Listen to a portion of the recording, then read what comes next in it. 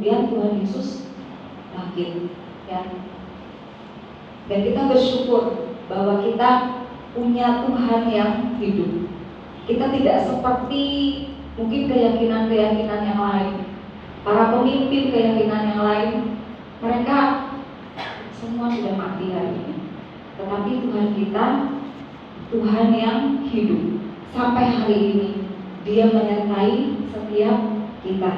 Nah, Bapak Ibu, setelah Yesus mati dan Yesus bangkit, apakah Yesus langsung naik surga?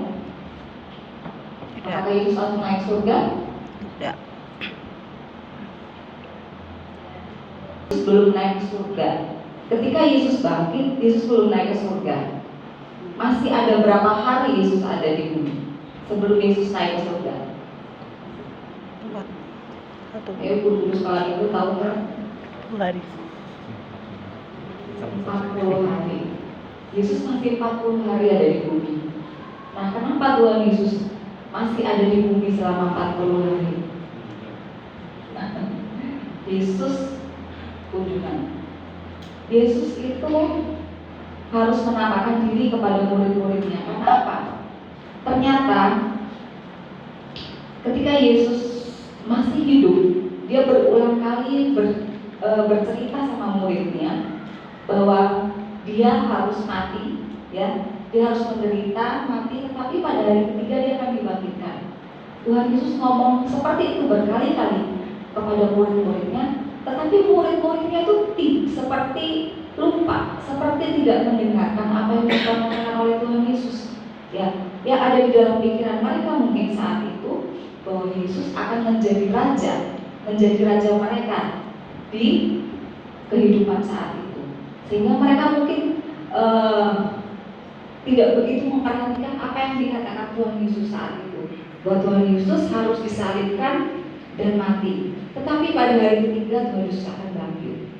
Nah, setelah Yesus benar-benar ditangkap, hampir seluruh murid-muridnya ini melarikan diri, kocar kacir. Mereka semua ketakutan karena Yesus ditangkap. Mereka lari kenapa? Karena mereka juga takut ditangkap. Sebenarnya ada beberapa muridnya yang masih mengikuti dari belakang, ya, masih mengikuti bagaimana Tuhan itu diperlakukan dan disiksa sampai Tuhan Yesus mati. Tetapi tidak semua berani mengikuti. Hampir sebagian besar semua lari. Nah, ketika Yesus disalibkan, bisa dibayangkan bagaimana perasaan setiap murid-murid Yesus. Pasti mereka merasa, wah, apa yang selama ini aku pikirkan semuanya sia-sia. Mereka semua merasa seperti seperti patah hati gitu ya, seperti harapannya hilang. Yesus sudah mati. Ketika 3 hari kemudian, ketika Yesus bangkit, ada murid-murid Yesus, ya, para wanita yang mengikuti Yesus, yang menjadi murid-murid Yesus itu datang untuk bermaksud merempah-rempahi mayat Yesus. Tapi ketika mereka datang, apa yang terjadi? Kosong. Kuburnya kosong. Ketika kubur kosong, ada malaikat yang ada di situ dan mengatakan kepada murid-murid Yesus, para wanita ini, bahwa Yesus sudah tidak ada di sini. Guru sudah tidak ada di sini. Dia sudah bangkit. Katakan ini kepada murid-muridnya dan yang lain. Ya. Kemudian para wanita ini buru-buru kembali memberitahu kepada murid-murid Yesus yang lain. Tetapi ketika murid-murid Yesus datang untuk melihat, ya, kubur yang kosong itu, sebagian dari mereka masih bingung, masih ragu-ragu. Loh, ada apa ini yang terjadi? Mereka masih bertanya-tanya. Hanya satu murid Yesus yang begitu dia melihat kubur kosong dan dia langsung percaya, karena dia langsung ingat perkataan Yesus. Kira-kira siapa? Tahu nggak?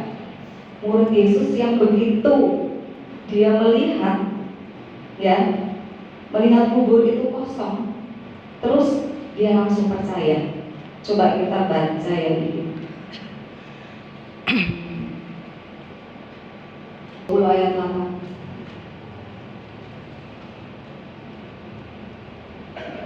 Maka masuklah juga murid yang lain yang lebih dahulu sampai di kubur itu, dan ia melihatnya dan percaya. Bingung ya? Ditulis murid yang lain. Harusnya kita baca dari depan. Tapi murid yang lain ini yang dimaksud adalah Yohanes. Begitu dia melihat, dia percaya, ya. Nah, terus ketika itu ada murid yang lain, Maria Magdalena, ya. Dia masih menangis di samping kubur. Dia merasa, kok seperti ini ya, Tuhan sudah disalibkan, kok mayatnya pun tidak ada. Dia berpikir bahwa mayatnya itu diambil oleh orang-orang Yahudi. Nah, pada saat itu, itulah pertama kali Yesus menampakkan diri. Coba dibuka. Pertama kali Yesus menampakkan diri kepada, di PowerPoint. Buka di PowerPoint-nya. Ya, Yesus menampakkan diri kepada siapa? Maria Magdalena. Ini yang pertama kali. Dan Yesus mengatakan bahwa dia sudah bangkit, mengingatkan kembali apa yang dia sudah sampaikan. Dan dibilang sama Maria untuk dia mengabarkan kepada murid-muridnya yang lain. Terus kemudian di hari itu juga, di hari Yesus bangkit, ya, murid-murid yang lain masih nggak percaya Yesus ini bangkit atau tidak. Jadi mereka pulang pun masih bertanya-tanya dalam hati, ada apa sebenarnya yang terjadi? Kenapa mayat Yesus tidak ada di kubur? Nah, ketika itu sore menjelang malam hari, menjelang petang, ya, ada 2 orang murid Yesus berjalan menuju ke mana? Ke Emmaus. Coba. Nah, Yesus menampakkan diri di jalan Emmaus. Ketika Yesus menampakkan diri kepada kedua murid ini masih tidak tahu siapa yang ngajak bicara mereka. Ya, saya nggak buka ayatnya ya, Bapak Ibu nanti bisa buka sendiri.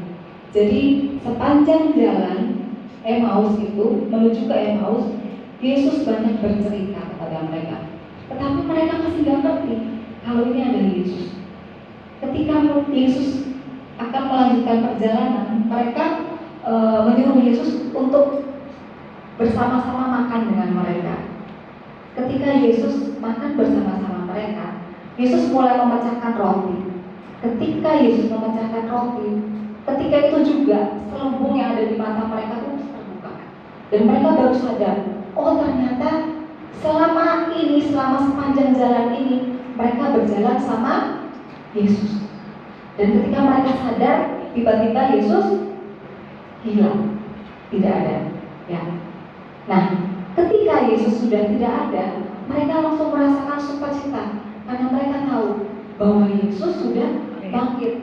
Terus malam itu juga mereka segera balik kembali menuju ke Yerusalem.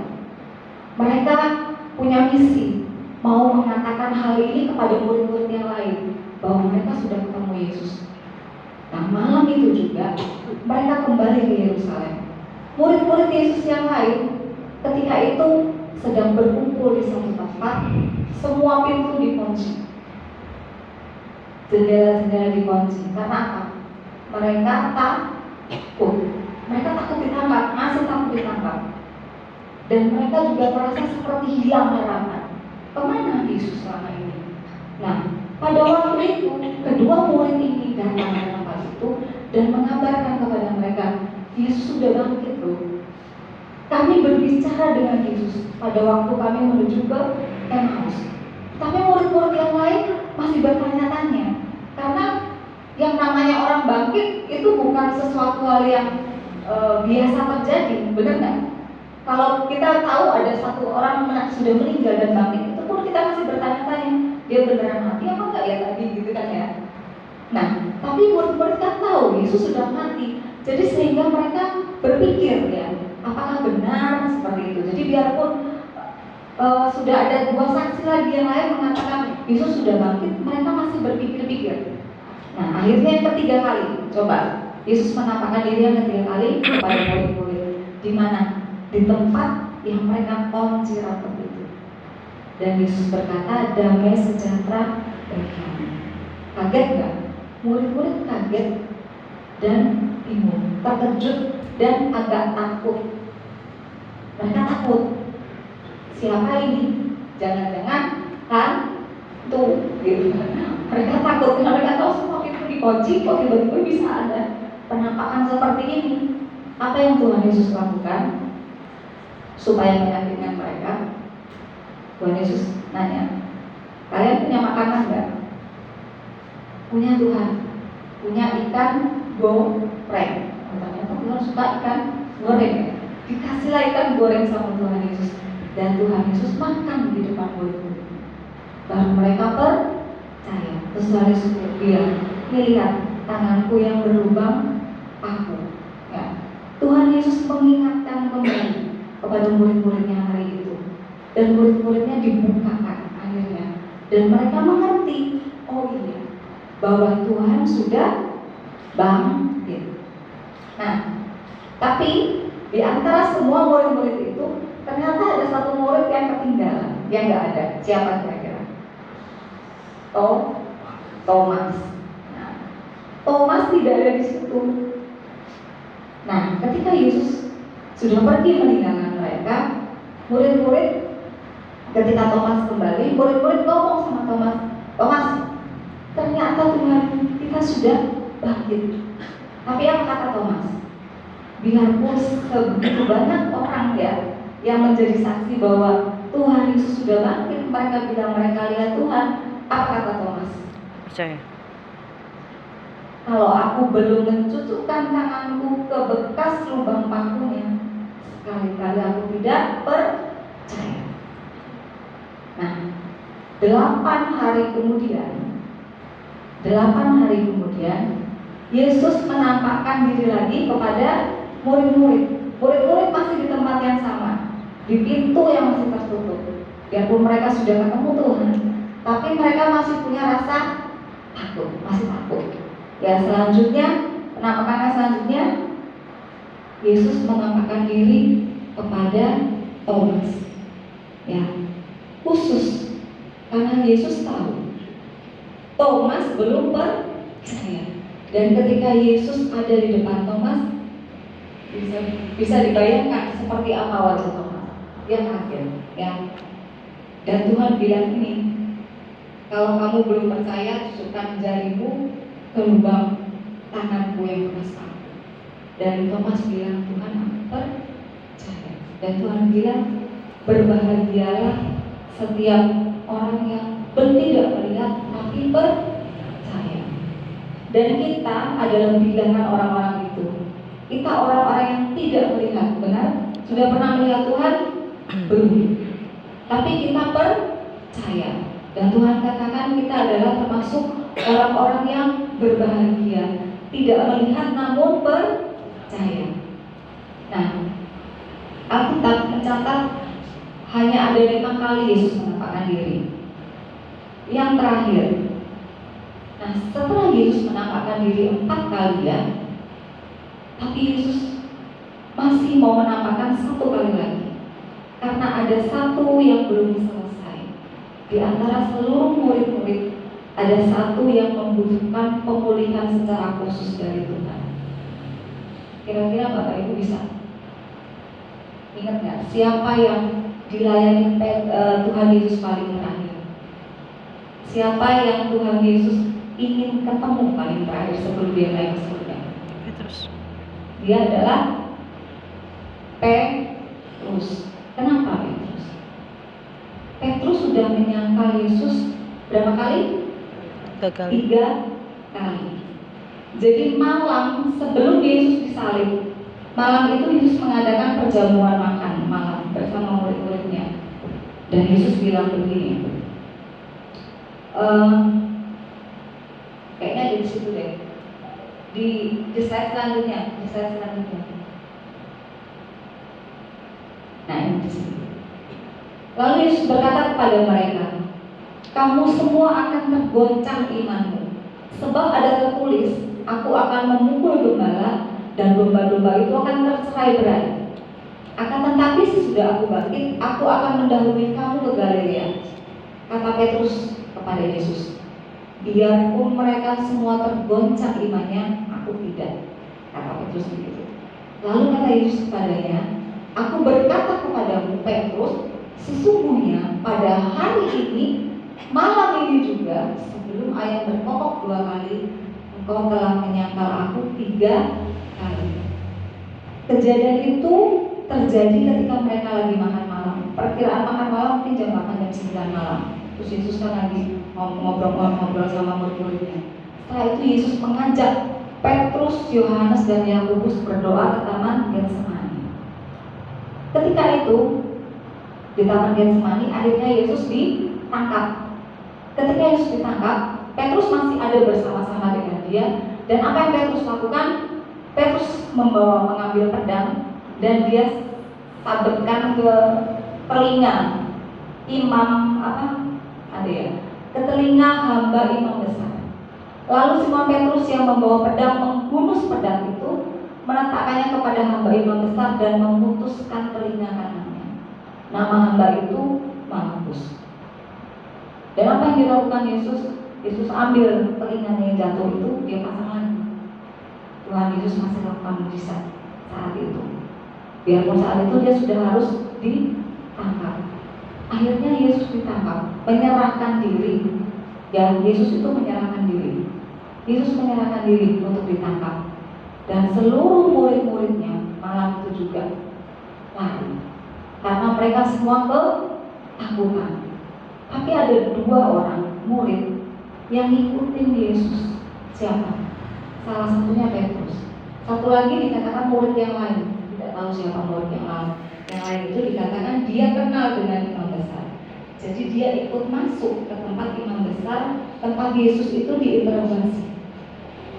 Nah, karena dia bisa masuk, dia ngajak Petrus, yuk, dia masuk ke sana, ke halaman itu. Si Petrus ikut mengendap-endap masuk. Dia pengen tahu seperti apa keadaan Yesus saat itu. Ketika si Petrus masuk, ada seorang hamba yang bertanya kepada Petrus, kamu sepertinya murid orang itu ya? Dan Petrus kaget dan dia bilang, oh bukan saya. Itu kata Petrus. Nah, setelah itu dia ikut masuk. Dikatakan malam itu sangat dingin sehingga para penjaga-penjaga itu menyalakan api unggun di halaman rumah imam besar. Ketika mereka menyalakan api unggun, Petrus pun ikut di situ karena dia ikut menghangatkan diri. Tetapi ketika dia mulai ikut menghangatkan diri, ada api unggun, kan wajahnya mulai kelihatan. Ada seorang penjaga juga yang bilang, kamu sepertinya murid orang itu ya, yang ada di dalam itu ya. Dan Petrus bilang, enggak, aku tidak kenal dengan dia. Itu yang Petrus katakan. Terus kemudian ada satu orang lagi bilang sama Petrus, iya, aku pernah lihat kamu selalu bersama-sama dengan dia. Dan Petrus bersumpah dan mengutuk bilang, aku tidak kenal sama dia. Itu yang Petrus katakan. Tapi ketika Petrus mengatakan itu, ada di dalam Lukas ya.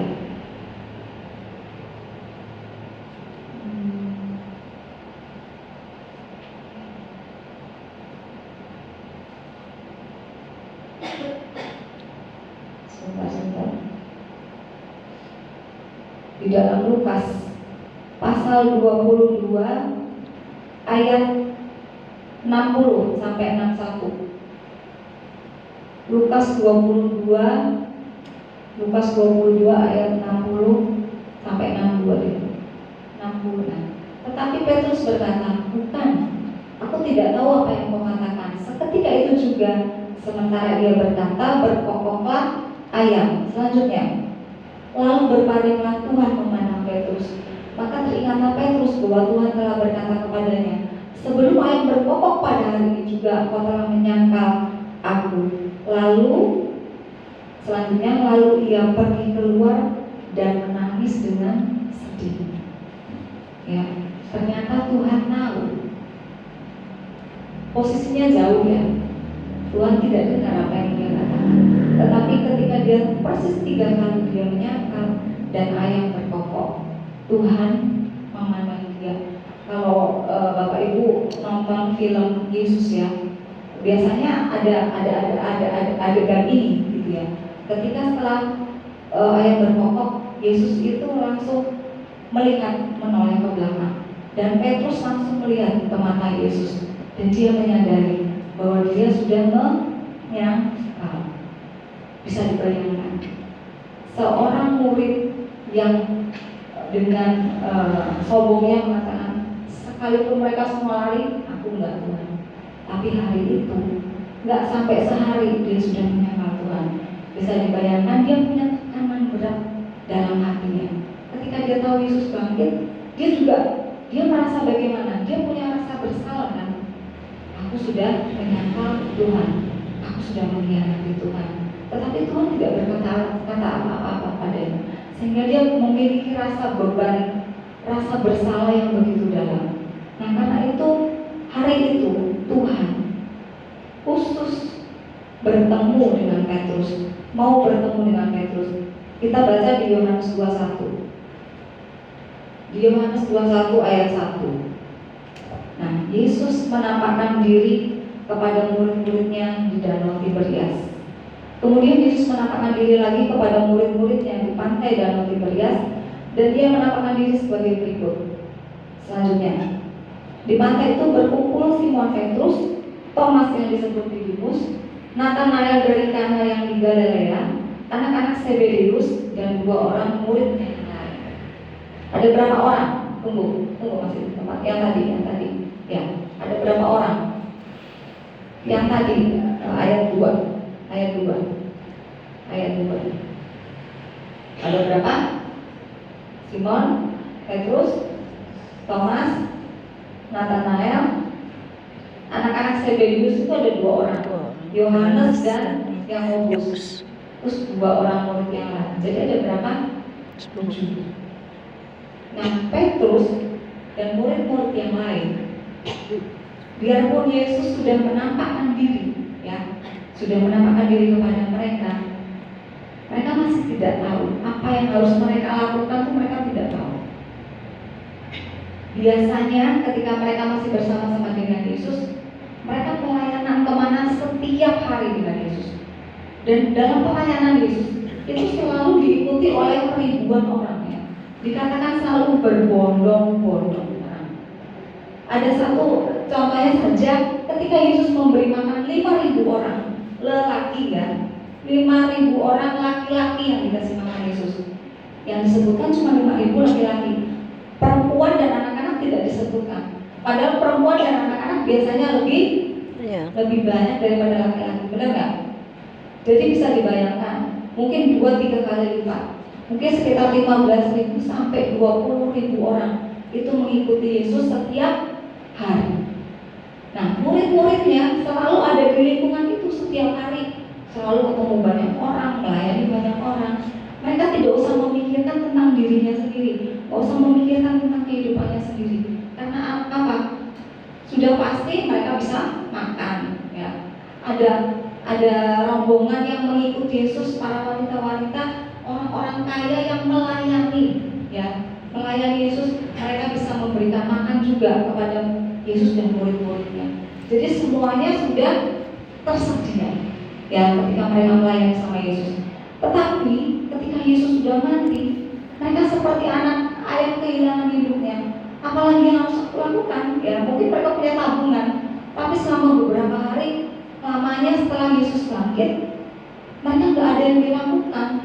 Lama-lama duitnya mungkin habis. Mereka harus harus meneruskan kehidupan. Jadi apa yang dilakukan? Kata Simon Petrus ayat 3. Kata Simon Petrus kepada mereka, aku pergi menangkap ikan. Nah, Petrus adalah seorang nelayan. Dia mengajak teman-temannya yang lain untuk menangkap ikan. Dia bilang, aku pergi menangkap ikan. Kata mereka kepadanya, kami pergi juga dengan engkau. Kemungkinan yang keenam orang temannya ini juga sama-sama nelayan, sehingga mereka mau ikut tangkap ikan. Ya, Petrus kembali lagi ke kehidupannya yang dulu sebagai seorang penjala ikan. Padahal ketika pertama kali Petrus dipanggil oleh Yesus, Yesus berkata sama Petrus, engkau tidak akan menjadi penjala ikan lagi, tetapi aku akan menjadikan engkau penjala manusia. Tetapi Petrus akhirnya kembali lagi ya ke pekerjaan yang semula. Dikatakan mereka berangkat lalu naik ke perahu, tetapi malam itu mereka tidak menangkap apa-apa. Selanjutnya,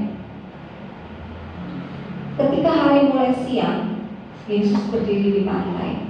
Akan tetapi murid-murid itu tidak tahu bahwa itu adalah Yesus. Kadang-kadang kesulitan, kadang-kadang masalah pergumulan tidak bisa membuat kita itu melihat dengan jelas bahwa Yesus itu ada di depan kita sebenarnya, sedang memandang kita, mau menolong kita. Tetapi kadang-kadang karena kita tertutup dengan kesulitan yang kita alami, kita tuh nggak lihat Yesus ada di situ. Begitupun juga murid-murid, mereka kesulitan sepanjang malam. Bisa dibayangkan, mereka hari itu mau cari ikan supaya bisa dijual ke pasar, mereka dapat uang untuk hidup mereka selanjutnya. Tapi malam itu mereka nggak dapat apa-apa. Mereka nggak dapat ikan malam itu. Jadi bisa dibayangkan betapa mereka rasanya sudah capek, kecewa, ya, campur aduk rasanya. Tapi Yesus tahu apa yang jadi kesulitan murid-muridnya. Selanjutnya kata Yesus kepada mereka, hai anak-anak, adakah kamu mempunyai lauk pauk? Jawab mereka, tidak ada. Biasanya nelayan itu bawa sangu nggak?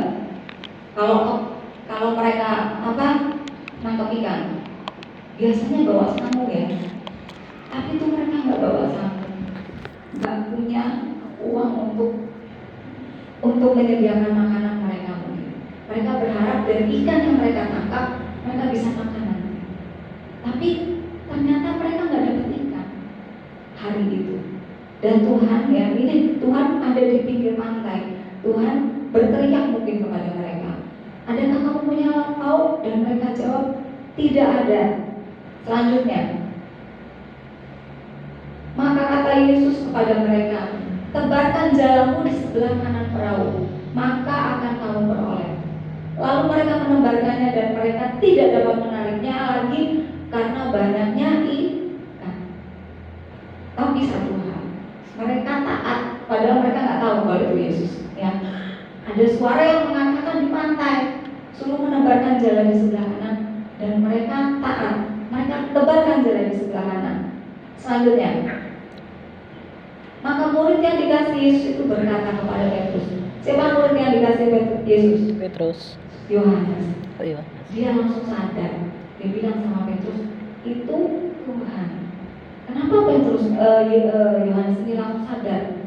Mereka tuh sudah dekat pantai, tetapi ketika mereka menebarkan jala, mereka dapat ikan banyak. Gak masuk akal kan?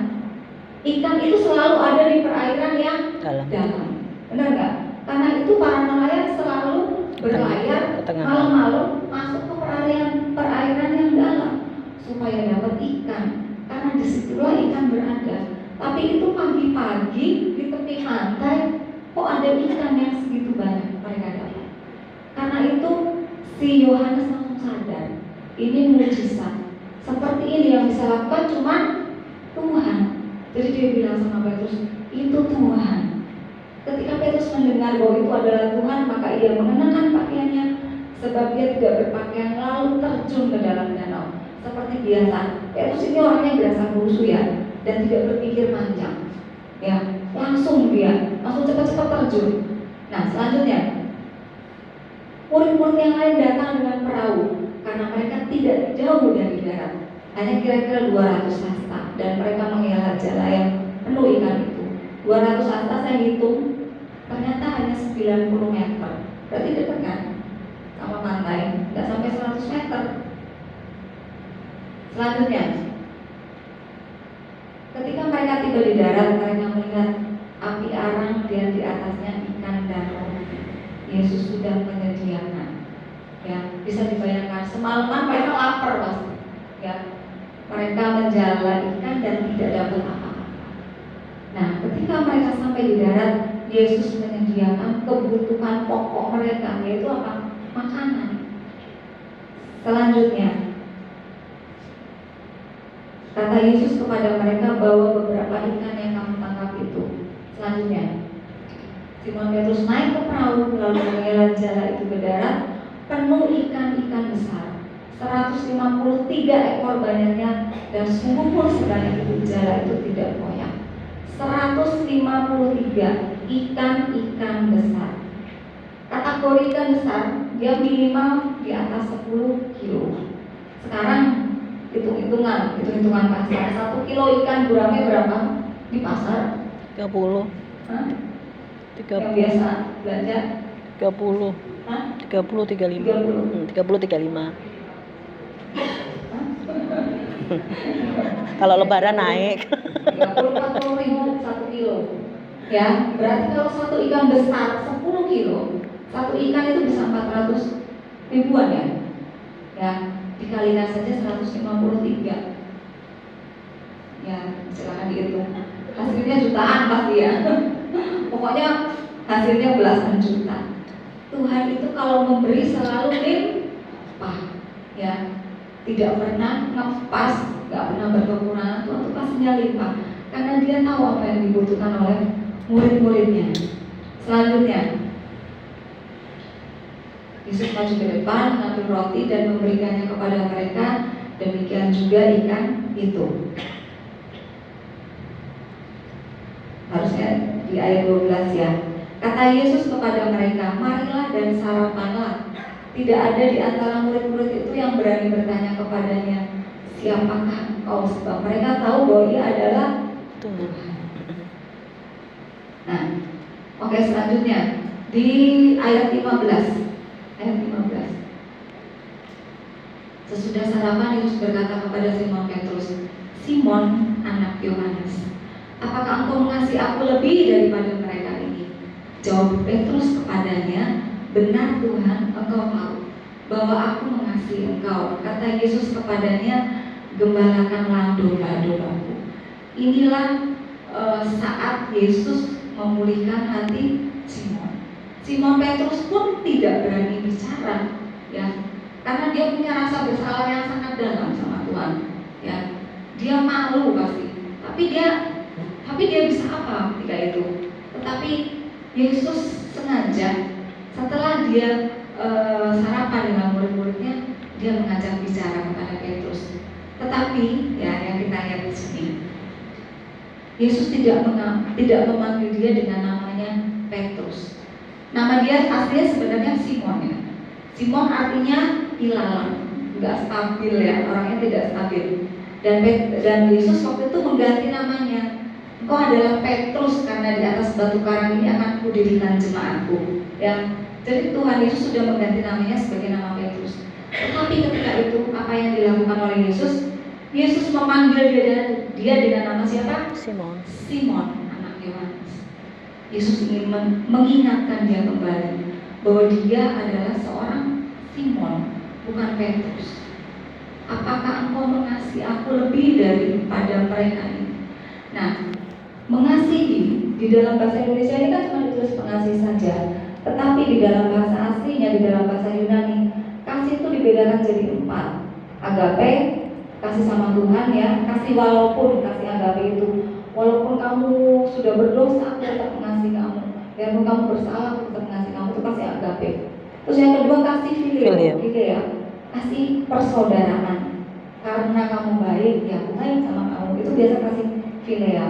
Terus ketiga kasih storge, kasih yang antar pertalian darah. Jadi kasih antara orang tua sama anak.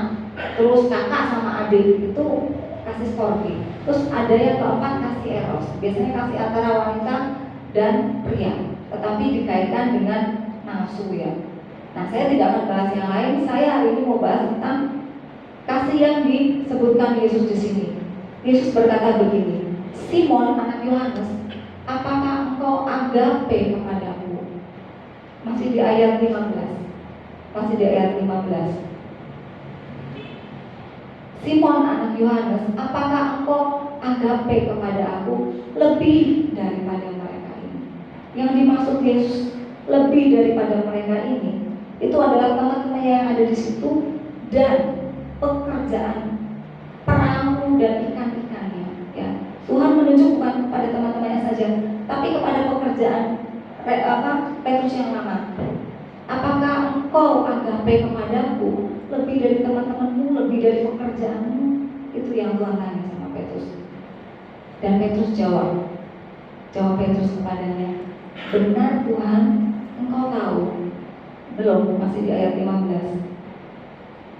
Benar Tuhan, engkau tahu bahwa aku phileo kepadamu. Jawaban Petrus, phileo. Pertanyaan Tuhan apa tadi?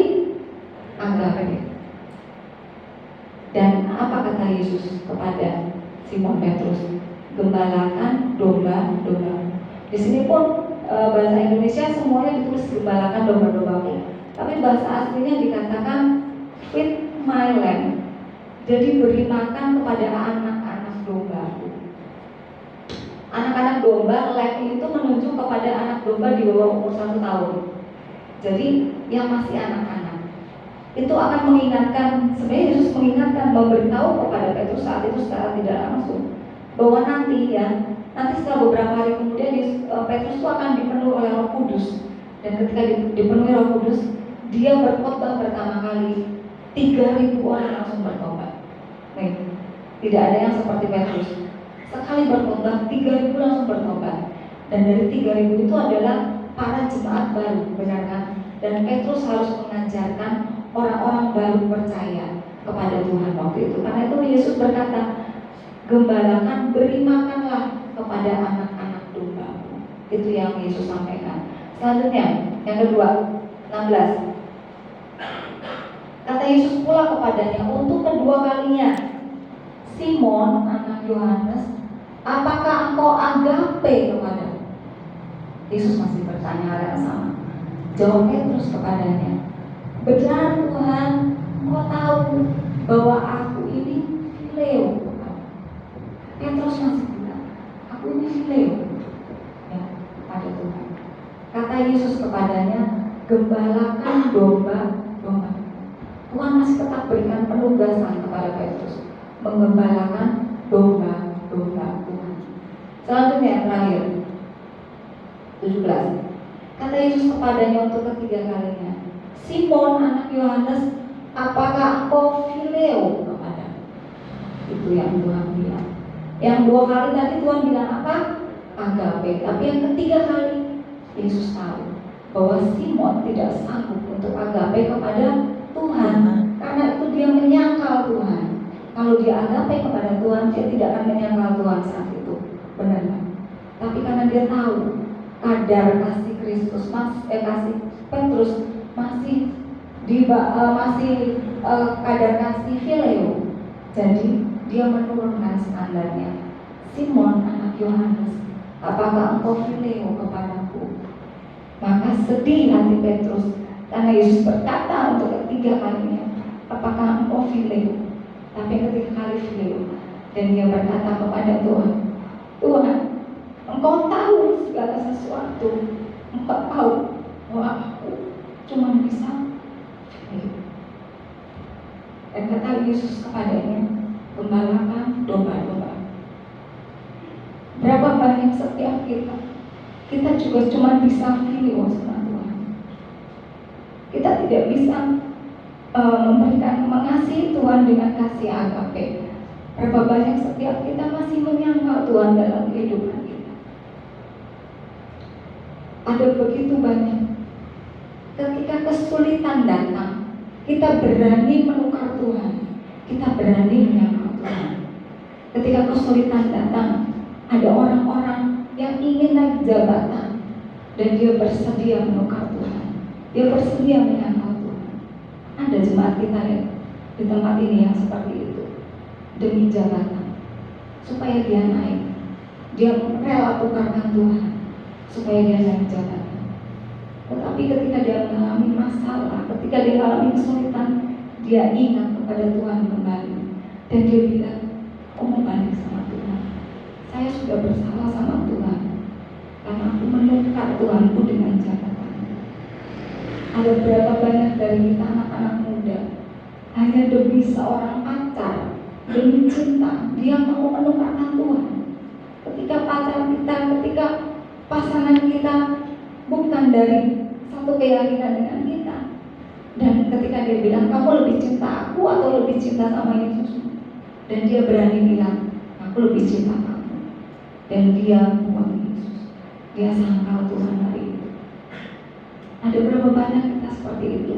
Atau mungkin kita masih tetap ke gereja, masih ada di gereja, tetapi mungkin kita melayani, tapi ketika kita mengalami pergumulan, kita berdoa sama Tuhan, "Kok Tuhan gak dengar doaku ya? Aku udah berdoa tiap malam, tapi Tuhan gak pernah dengar doaku, gak jawab doaku." Mulai meragukan Tuhan, yang bilang, "Tuhan, ini benar kok ada apa enggak sih? Jangan-jangan Tuhan tidak ada." Dan kita mulai menyangka Tuhan, "Tuhan, teman-temanku bisa kuliah, aku gak bisa kuliah Tuhan. Padahal ini satu kebutuhan buat aku. Kenapa Tuhan lakukan ini sama aku? Kenapa Tuhan?" Aku kecewa sama Tuhan. Kadang-kadang selalu banyak hal kita seperti itu. Kita lakukan hal itu sama Tuhan. Seberapa banyak kita seperti Petrus menyangkal Tuhan. Tapi hari ini Tuhan berdiri di depan kita masing-masing, dan Tuhan bertanya sama kita, "Apakah engkau mengasihi aku? Apakah engkau mengasihi aku?" Tuhan mau memulihkan setiap kita. Dikatakan ketika Yesus sudah memulihkan Petrus, ketika Yesus sudah memulihkan Petrus, dikatakan, "Aku berkata kepadamu," di ayat 18, "sesungguhnya ketika engkau masih muda, engkau mengikat pinggangmu sendiri dan engkau berjalan kemana saja engkau kehendaki. Tetapi jika engkau sudah menjadi tua, engkau akan mengulurkan tanganmu dan orang lain akan mengikat engkau dan membawa engkau ke tempat yang tidak kau kehendaki." Dan hal itu dikatakannya untuk menyatakan bagaimana Petrus akan mati dan memuliakan Allah. Sesudah mengatakan demikian, ia berkata kepada Petrus, "Ikutlah aku." Petrus ketika dia diurapi, dipenuhi oleh Roh Kudus, dia menjadi orang yang berani untuk mengabarkan Injil. Dia menjadi salah satu pemimpin dari rasul-rasul yang banyak membuka jemaat baru bagi Tuhan. Ketika itu di tahun 60-an, Petrus itu hidup di zaman Kaisar Nero. Kaisar Nero itu adalah kaisar yang sakit jiwa, ya. Dikatakan kaisar yang sakit mental. Dia memburu orang-orang Kristen pada zaman ini, pada waktu itu. Dan orang-orang Kristen itu dianiaya dengan berbagai cara yang tidak masuk akal, biadab, ya, dan tidak berperi kemanusiaan. Dia menangkap orang-orang Kristen, dan orang-orang Kristen itu dijadikan obor hidup di sepanjang taman jalan, di sepanjang jalan Roma. Dan bukan hanya itu saja, ide gladiator itu juga timbul dari Kaisar Nero. Dia mengambil orang-orang Kristen, dimasukkan ke dalam kandang singa yang lapar, ya. Jadi mereka dimakan singa di situ, terus dikejar-kejar singa. Itu yang dilakukan oleh Kaisar Nero, bagaimana dia menganiaya orang-orang Kristen. Tetapi dengan aniaya seperti itu, orang-orang percaya kepada Tuhan bukannya semakin habis, tapi semakin banyak. Ya, mereka semakin bertumbuh karena mereka semakin tahu, gitu loh, siapa Yesus yang mereka sembah. Nah, ketika itu si Kaisar Nero mencari para pemimpin-pemimpin Kristen, karena dia pikir para pemimpin-pemimpin, kalau pemimpin-pemimpinnya ditangkap, pasti anak buahnya nanti akan menggeraknya. Tapi ternyata tidak. Dan waktu itu dia juga mencari Paulus dan Petrus. Ya, waktu itu di zaman itu yang menjadi pemimpin, ya, adalah Paulus dan Petrus. Paulus akhirnya ditangkap dan dia dipenggal kepalanya ketika itu. Ketika Petrus akan ditangkap, Petrus akan ke Roma, ya, ke Roma. Para pengikutnya bilang gini, "Petrus, engkau jangan ke Roma. Engkau lagi cari sama Kaisar Nero. Kalau kamu ketangkap nanti kamu dibunuh." Akhirnya Petrus menuruti kata pengikutnya, ya sudah, saya berbalik dari Roma. Dia tidak jadi masuk ke Roma. Petrus ketika itu sudah umur 60-70 mungkin ya, karena kan itu pemerintahan Nero di tahun 60 Masehi. Nah, Petrus sudah waktu itu sudah menginjak usia 60-70, sudah tua. Waktu dia berbalik dari Roma, ya, ketika dia berjalan di pinggiran kota Roma, dia kaget, dia melihat penampakan Yesus. Jadi dia bertanya kepada Yesus, "Quo vadis Domini?" Tuhan, kau hendak kemana? Kata Petrus. Dan Tuhan bilang, "Aku mau ke Roma. Aku mau disalibkan untuk yang kedua kali." Ketika Petrus mendengar itu, Petrus menjadi sadar. Dia bilang, "Jangan Tuhan, aku saja yang ke Roma." Dan Petrus kembali ke Roma, dan dia ditangkap di Roma. Dan apa yang dilakukan? Petrus disalib. Tapi atas permintaan Petrus disalib terbalik.